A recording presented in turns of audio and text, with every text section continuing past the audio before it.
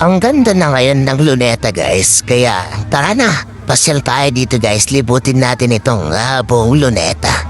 At syempre, national park natin ito o pambansang parke, diba?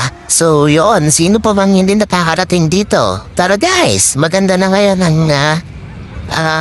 Luneta guys, grabe. Ang dami mong pwedeng gawin, pwede kang mag-picnic dito, pwede kang mag-jogging, pwede kang mag-biking, pwede kang magsaranggola, pwede kang ano-anong sports na pwedeng magawa dito guys. Pwede dito. Basta wag ka lang makakatama o makakabala sa ibang tao. Yan no? O diba?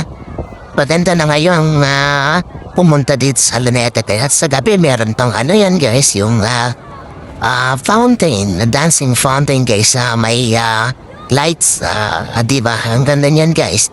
So yun, ako naman, ang pinupuntahan ko dito ay nagja-jogging guys, o nagpapahain o naglalakad-lakad para sa gayon ay ma-exercise guys, yan no? O diba, aluwag na gayon ng parking ay itong joggingan guys o.